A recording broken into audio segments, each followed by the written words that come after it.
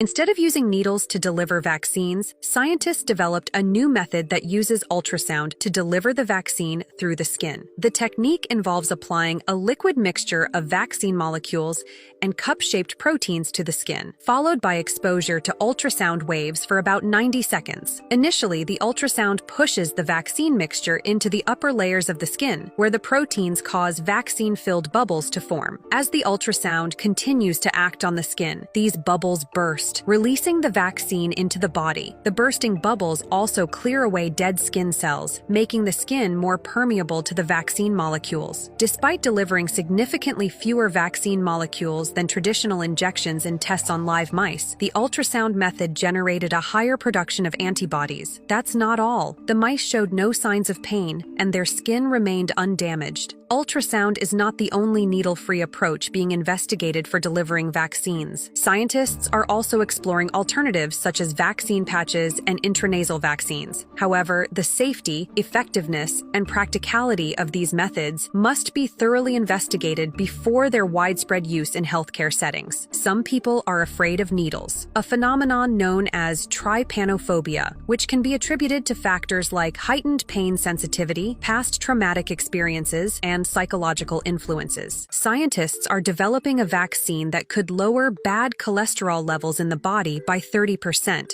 The vaccine targets a protein called PCSK9, which leads to higher levels of bad cholesterol in the blood, resulting in artery blockages and increased risk of heart conditions and stroke. The vaccine is carried by a non-infectious virus particle and has been successfully tested on mice and monkeys. It's designed to trigger an immune response that targets and neutralizes the PCSK9 protein. The researchers demonstrated that the vaccine reduced bad cholesterol by up to 30%, similar to current PCSK9 inhibitors, but potentially at a lower cost. The goal is to develop an approach that is less expensive and more accessible globally. Current treatments for high cholesterol can be expensive, but this vaccine offers a promising alternative that could be more cost-effective. High LDL cholesterol contributes to the buildup of plaque in the arteries, a condition known as atherosclerosis. This plaque buildup narrows the arteries and makes them less flexible, leading to reduced blood flow and an increased risk of heart attacks and strokes. Over time, these conditions can severely impact heart health, potentially leading to coronary artery disease,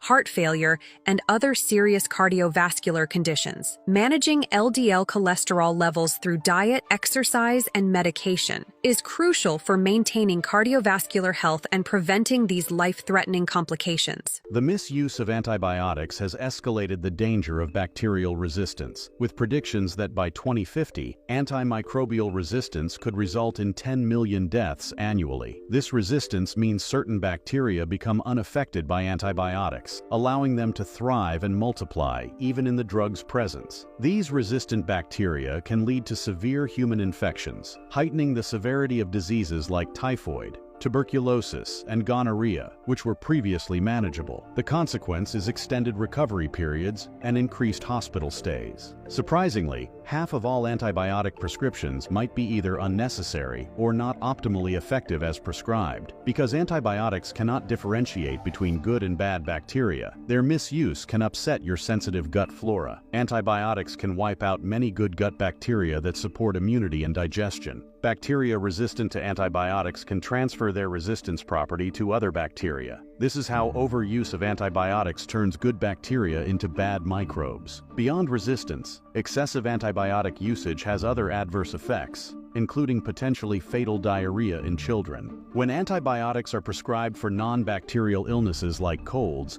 it exposes children to bacteria like Clostridium, which can cause intense diarrhea. In order to prevent the overuse of antibiotics, one should only take them for bacterial infections. Only take antibiotics as recommended by your doctor. If you take an antibiotic, always complete the full course. Stopping treatment early promotes the growth of drug-resistant bacteria. Physicians should avoid overprescription of antibiotics.